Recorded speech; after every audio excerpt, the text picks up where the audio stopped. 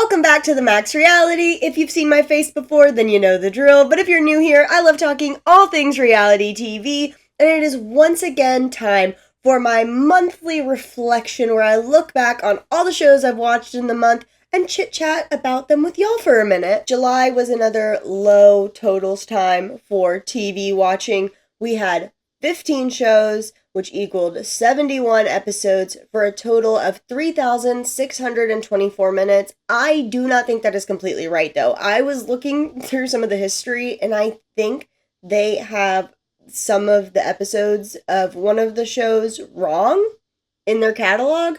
I'm gonna go double check. It wouldn't be off by a whole bunch to make like a big difference. It's not substantial. It would probably add like, I don't know, maybe an hour, maybe an hour and a half. So it really doesn't matter, but it matters to me enough that I'm going to go double check. And if it's wrong in the log, I'm going to go insert a little "this is wrong" thing that you can do for this app.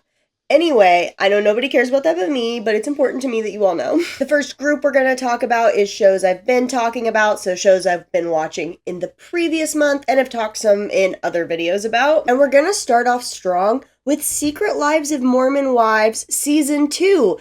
The reunion, I didn't even think about, consider, know that a reunion was happening. I completely missed that. I just opened Hulu one day and it was there for me. And it was fine. I don't know. Did we really need a reunion? I'm sure a lot of people did. I think I talked about this. No, I definitely talked about this last time I talked about Secret Lives of Mormon Wives. It's that show that I just straight up head empty am watching. So I don't really care what's been going on. Just give me season 3. I don't keep up with any of them on TikTok. That could be a scripted show. As far as I'm concerned, I straight up do not watch it the same way I watch any other reality show. I don't know why. That's just how it's been since season 1. It is my brain off show. So the reunion was fine. It was background noise for me. I watched it while I was cleaning and I was like, oh, that's neat. That's whatever. But, it was crazy, though, for it to just, come up. If you knew it was coming, let me know. How did I miss this? Was it advertised a lot? And I'm just, off the internet right now? I would definitely love to hear from any of y'all about that, because I literally didn't know. Next up is Love Island USA Season 7. Wow. I just, I don't even know, where to start, where to begin. This is a show I do keep up with offline, and especially right now, there's a lot going on with the season 6 cast, more than season 7, but there's also a lot going on with the season 7 cast. I've seen the rumors about Amaya and Brian breaking up, and I'm heartbroken about that. I love Amaya so much. I really relate to her. I just love her. The whole Nick and Alandria thing, wild. All of y'all who believed in that, y'all made that happen. All of your collective delusion became reality, and I am so proud of you for that. I have a friend who is a big Nicolandria fan, and truly, y'all are all amazing, because I gave up. I was just it's not gonna happen, I just, don't know, and y'all made it happen. I'm convinced. The collective brain power created it, and it's beautiful, and I'm loving every minute of it, and kicking my feet and giggling watching their videos together. It's just so cute. I love them so much. But yeah, overall, very fun season. I got to go to a watch party at our local distillery for it, and it was incredible. I went to 2 different ones, and the vibes were just, it was amazing. So this was a great season for me personally. I had a lot of fun watching it. This was the first time in a really long time that I dedicated time to make sure I stayed caught up in real time the whole time. I voted every single time, I think. I'm almost positive. Yes. Yeah. I don't think I missed one. I had the notifications going on my phone, so it was a good time for me. I do know, I've heard that it's not as good as season 6. I missed season 6. It's literally the only episode of Love Island USA I haven't seen. One day I'll go back to it. Right now, I think I'm too hurt for Janae to go watch it, because while I haven't seen the season, I do, know about her. I'll talk more about that in a minute, why. But yeah, one day season 6 will happen for me. I'm not ready right now. I'm gonna need some time separated from all of these wild things that have been in pop culture news right now. Next up in this group, we have The Snake, season 1. I was talking about it last month. It's good. It's a season 1. I'm still just kind of like, I don't know, I'm not 100% in it yet. I don't know, I just don't, I'm not 100% connecting with it. I don't know if it's just season 1 quirks. Like, I'm not opposed to it. I would love to see a season 2 to see if that's kind of some of my like, I just can't quite get with it yet. It's fine. If you've seen it, I would definitely love to hear some opinions on it because I'm just I'm watching it. I'm observing it. I'm here for it. I just don't know if I'm in love with it, if that makes sense. Then we have Next Gen NYC season 1. This is the show that has some of the Real Housewife kids on it and just other affluent children, young adults in New York City. It ended. The season is over. Would I watch a season 2? I honestly don't really know about that one. I really wanted to like it. I liked the idea, I liked the concept, but execution-wise, I don't know. And I was just really worried about Riley from the beginning.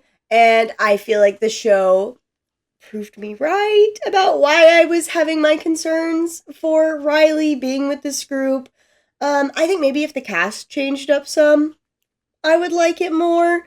I really liked seeing, what's her name? Kim's daughter and Riley, their friendship growing. That was very cute to me as somebody who saw them when they were younger. Cute moments, love that. Hope that friendship stays great for them.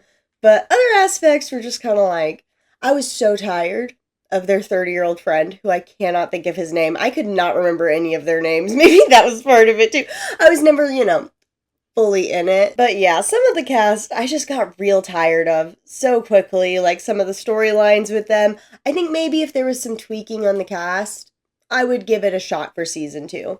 If it is the exact same cast, though, I think I'm gonna hard pass on it, probably. A show I would never hard pass on, though, is Below Deck. And season 12 has been great. I was talking about it some last month. I feel like they've totally refreshed all the editing style. I feel like they've done a better job of being like, this is what day of charter we're on, and keeping things moving, and just, I don't know, it feels totally just better overall format-wise. On top of that, I've really loved the cast this season. The different charters have been really fun. If you're caught up, that latest episode, wild. I am so ready for the next episode to see what she used to talk to the French police officers. If you don't know, and you're not watching Below Deck, you should go watch Below Deck. At least the last episode. Kind of the thing is, with Below Deck, if you just wanted to go watch the last episode, you kind of could. Like, you'd figure it out, probably. I think you would. It's been a great season, though. I love Below Deck. I'm very glad it got this, like, refresh editing style. 10/10. Love it so much. So pleased. Speaking of revamps, next up in the list is Real Housewives Season 16. It just ended recently, and I do think it was a good idea to switch up the cast. I have certain cast members I missed, but I do think it made the show better. It gave it a nice refresh that it needed, similar to Below Deck with the editing style. But, it wasn't a perfect season. But they're new, working all together, and I am excited to see what they'll do next season, especially, like, casting-wise, what's gonna happen with all, like, the fluctuation. I'm very interested in next season. No, the season wasn't perfect, but it had a lot of really fun moments. I was always excited to watch it every week, which I won't say I was necessarily excited every week watching season 15. So I am very happy that it seems like it's back on the right path. On the, like, opposite spectrum of the revamping, we have 90 Day Fiance season 11. And I mean, it is definitely different than when the show started, but, like, how much is it different? 90 Day Fiance has been, like, cranking out that format for forever in all the different 90 Day Fiance universe. And you know what? Whatever. If it's not broke, don't fix it. It's still very popular. obviously. Like Atlanta, the season is over now, and honestly, I literally sighed a breath of relief when it was over. Toward the end there, I get that way with 90 Day Fiance though. It gets real long toward the end. Some of that middle is too much. The 90 Day Fiance seasons are like 20 episodes. I really feel like we could do it in 15. That would make them less money, but Lord, some of those middle episodes just drag. I was so happy when the season was over, but I mean, overall it was a fine season. It was just kind of, more of the same. So, solid, very fine, average, okay time. We then get 2 Gordon Ramsay shows back to back in this list. First up, Gordon Ramsay's Secret Service Season 1. I think we're like 2/3 of the way through the season. That's just me guessing based on what episode we're on. And like I was saying last month, I'm having a really good time. It's a little bit campy with all like the Secret Service style thing, and they have an insider, but it's pretty much just a rebranded Kitchen Nightmares. Like, it has some differences, but I mean, it's pretty much the exact same thing, just with like a campier, secretive bit on top of it. I'll watch almost anything Gordon Ramsay does though, and I'm having a very good time with it. I've recommended it to other people. I love it. I think it's a great time. I'm excited every single week for it. And we end this list with the other Gordon Ramsay show, MasterChef Season 15. And I'm realizing we've been on a roll with refreshing shows because yet again, this is another show that I was literally last season, I was almost angry, like watching the episodes. It just wasn't very good anymore, and it was getting worse. I was so worried about the season starting, and it has just been miles better. It is so much better. Tiffany has been a great addition. I feel like the formatting is better. Just their way they're judging is better. In the past, I feel like they've gotten really like, oh, like this is bad, but like it's fine. You tried, whatever. It feels like this season they're back to like actually giving criticism, actually like saying things about the food.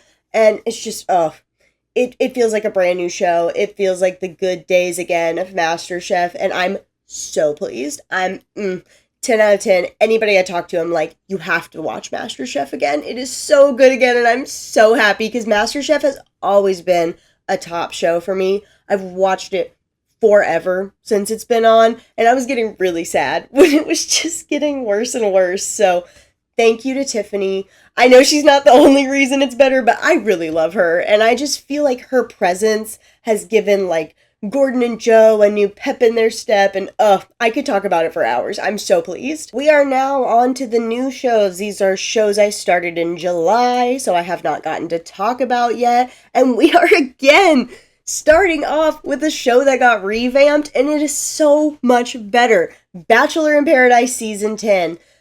Y'all. So I'll actually start this out with, I've seen the discourse, the arguments. I've seen people talk about how they miss it. They wish it still looked shitty, and that the editing was still bad, and that everybody was sad on that beach and having a miserable time. And that's fine if that's your opinion. You're allowed to be wrong about that and live in your own truth. That's totally fine. Objectively, the show is so much better, y'all. The show, number one, the new cameras. It looks beautiful. It looks better than my eyes look, which makes you want to watch something more. I'm just gonna be honest. Like, it just, once you want to watch something when it looks pretty versus when it looks bad. I feel like that's simple. 1 + 1 = 2 sort of thing. Along with that, the location. I have been saying, I've talked about this before. I didn't watch season 9 of Bachelor in Paradise because I was so tired after season 7 and 8 of not being able to hear them, because I get it. They're on the beach. It's tropical. And because of that, the audio's terrible because of the ocean, because of the wind. And I get that there wasn't a whole lot they could do about it, but also they shot there for like 7 years and like you couldn't think of like literally anything. Not one. That's fine. That's a whole different thing. But I had been saying they need a new location. They need a new location, and they gave it to us. And it's beautiful, and you can hear them, and they're happier because they're in air conditioning. Who would have thought that putting the contestants in air conditioning would be a good idea? Instead of making them look sad and miserable and making paradise look like a place that wasn't paradise. Literally, it's in the name. Like, truly, like you would watch the older seasons. They're outside, they're on the beach, they're hot, they're sweaty, they're complaining about bugs, they're just upset. It's like Survivor. I mean, not literally, it's not that serious. But like, that's not what you want when you're thinking of paradise. You want what they're in now. The nice, beautiful rooms with the air conditioning. I can't say air conditioning enough. Like, truly. The nice spreads of food everywhere. The lounging places. Like, it looks like a place you want to be. You want to go to paradise with them, which again, makes it more fun to watch when you're like, oh my god, that looks like a great time. That's something Love Island has. Everybody loves Love Island. You want to go to the villa. Like, people cry when they leave. Like, the villa is like this awesome, cool place. Like, Paradise was 100% missing that, and I'm so glad they got it. It's made that, I probably would feel like, is the number one change, in my opinion. While the new cameras and the editing are also a huge and very welcome part of it, the location really is just like top tier reasoning for why it's better to me personally. Speaking of editing, two big major things I love editing wise, they're kind of random, but I've seen other people saying it too. Number one, that they're telling us what day of paradise it is. I love that. I hated always wondering, like, how long have they been there? What's going on? Thank you for just telling us. I love it. It makes me feel more like I know what's going on, like what the timelines of things are. I'm loving that. Along with that, when they're in their little interview moments, I love that they have their names like right here to the side of them in like a big, nice font versus like, you know, the normal small in the corner. I get that that's like the normal thing to do, but honestly, I'd never even thought about it before, but this is just so much nicer. I've caught so many more of their little jokes that they make with the names, like where you'd put like a job or what season they're on when they do the little jokes instead. I've caught so many more of them than I had in the past, and I'm living for it. And one of the main people we need to thank is the new producer, who is also going to be doing Golden Bachelor. So I'm very curious to see what changes happen with that, and then to see if he gets the reins to like the normal, just plain The Bachelor or The Bachelorette. It'll be very interesting, mostly to watch Golden Bachelor, just to see if this producer is going to get to keep the franchise going or if everything's going to sink. That's the main thing I'll be watching when I'm watching Golden Bachelor, not whatever is happening with that man who doesn't want to date women his own age. So very odd. Such an odd thing. Anyway, it's not perfect. It does have some, like, weird things that I'm still not super in love with. I like that they're adding in the games. I just don't think they're doing 100% of a great job with it yet, but I like the effort, so I want to encourage that from the producers. I also wish they were cutting less people each week. It felt like they got in there and immediately started slashing numbers, and I don't know, with this new vibe, I just wish they got more time, kind of like Love Island, where they get more time to kind of mix and mingle before it's just boom, boom, boom. Like, I get it, you want to have a rose ceremony each week, but like, I don't know. Maybe not. Maybe every other week. I don't know. Just a thought. I personally, though, overall will say I'm having a way better time watching this than I've had watching Bachelor anything in a really long time.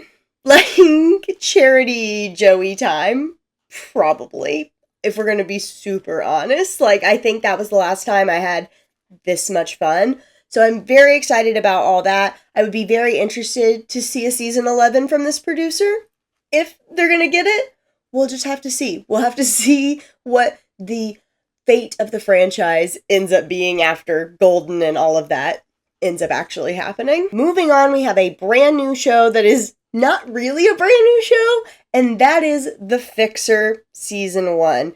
If you ever heard of a show called The Prophet with Marcus Lemonis, it was a show where this man would go to a business, he would go help them out, and then potentially invest in them. It kind of gave a cross between Shark Tank and Kitchen Nightmares sort of vibe. Fantastic show. I was in love with it. I was so sad when it got canceled. If that was you, here is your present. The Fixer is almost the exact same show, down to him being like people, process, product.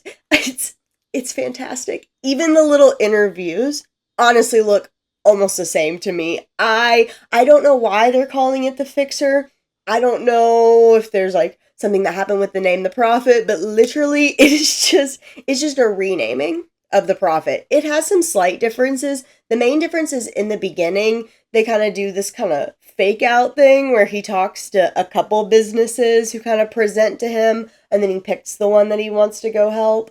But other than that, and kind of some differences he has with when he makes deals with them, it is literally the same show. Marcus is still just as funny as he was on The Prophet, and I am loving it every week. I am just so excited, and I hope it gets a season 2 and 3 and forever and ever, because I love it. Like, I cannot express to y'all the excitement I felt. This was another one that I did not hear about at all. I just opened Hulu, and it was there one day, and I thought I was just, like, delusional, or losing my mind, or I thought it was an old thing that maybe I missed, and when I found out it was this, I was so pleased. When I watched the first episode, once we got done, I was just so happy. It's like, you know, we all have those shows that they get canceled and you miss them and you miss them and you miss them and you would do anything for them to come back. The Prophet was one of those for me, and I'm so happy. I feel like the Nicolandria fans, my delusion brought back The Prophet, because I have brought it up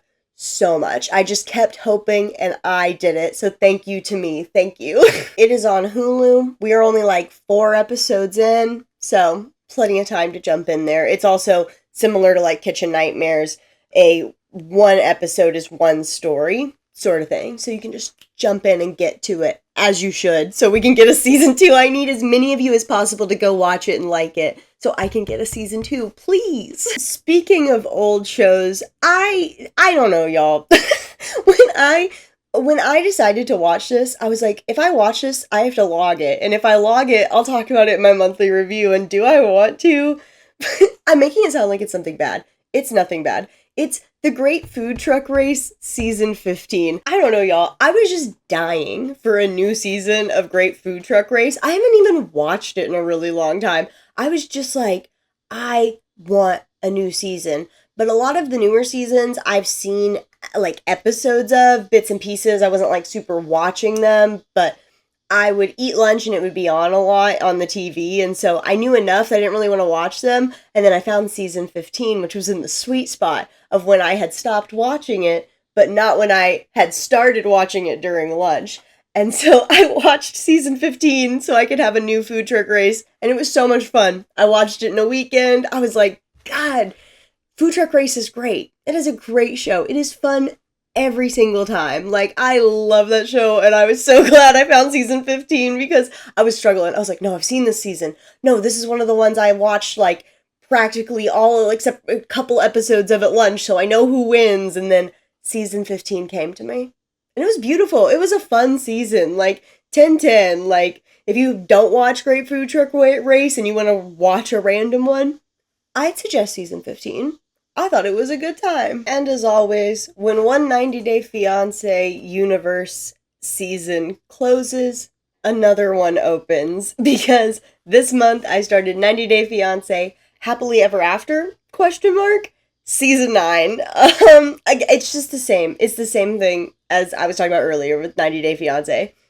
I mean, I am interested in multiple of the couples. I would say I like Happily Ever After probably more than a lot of the other ones, but I have to watch the other ones to enjoy Happily Ever After. It's like homework for the thing I actually want to watch, because that's why I like Happily Ever After. I like seeing what happens after. I want to see if these couples are actually doing well after they got married. That is the stuff I'm interested in, but you have to watch like the other ones to be able to know Happily Ever After. So it is what it is.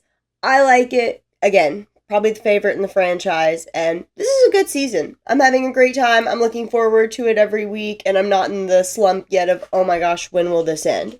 At this current moment, every week I'm excited, so it's a good start so far. It is early days, but it's a good start. Then we got The Ultimatum Queer Love Season 2.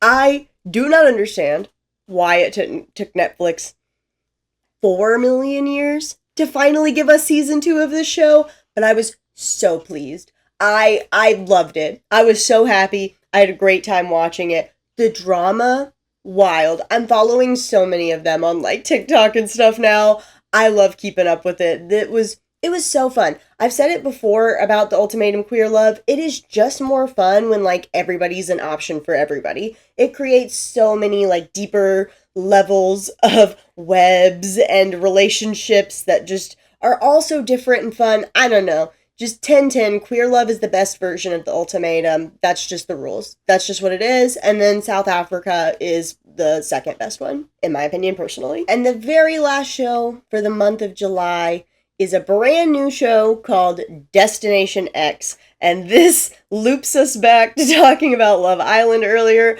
That is how I finally got to know Janae. She was on Destination X, and I love her now. And again, Season 6 will happen for me. I just can't right now. I can't take it right now. But this is not about this. This is about Destination X. And I gotta say it, this was another banger. Honestly, I was batting 100 in July. Like, my quantity of TV was very low once again, like last month, but the quality, top tier this month. I'm very proud of myself. I made the most of my TV time, thankfully. If you haven't seen anything for Destination X, that's fine. I didn't either. Peacock recommended it to me, or else I don't think I would have seen it. Pretty much the premise is they have this group of people and they're on this bus and they're going to different places across Europe and they have to figure out where exactly they are. That's the Destination X. So sometimes they go off the bus and do like little excursion. They also have these goggles that block their vision until they have to like, get them to where they need to be. And then the vision will turn on and it changes the goggles. And they have cameras inside the goggles, which give you these crazy angles of their eyes. That part is so odd. That part they could do without. The goggles, maybe a step too far. I thought the goggles would do more than literally just be a blindfold with the way they talked about them in the beginning. But literally all that happens is they go dark and then they go clear. That's all they do. And then they have the cameras so you can see their eyes. Very odd choice. Other than that, though, great show. Great time. When they finally get to the Destination X, different people go into what's called the map room. You can usually avoid the map room by winning a challenge, that sort of thing. If you go into the map room, it's literally exactly what it sounds like. You have to take your little X and put it exactly where you think you are. And the person who's put their X farthest from the real Destination X is the person who leaves that week until we get down to one winner. There's still two. I've only seen up to episode 8. I think it's going to be 10 episodes total.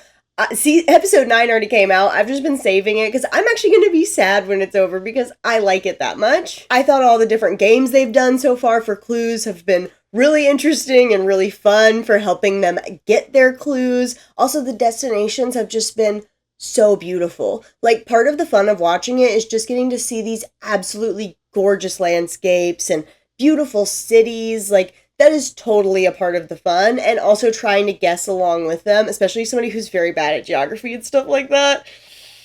I've been having a lot of fun, though. I think it's really, really interesting, and if you like any of these, like, challenge-type shows, I recommend it. I think it's a really fun time. I'm excited for a season 2 if they get it, so go watch it, so hopefully we can get a season 2, because, I don't know, I thought it was really fun. I've been recommending it to my friends. I thought it was a really good cast, just overall, especially for a season 1, 10-10, knocked it out of the park in my personal opinion. And that is officially a wrap on all the shows I watched in July.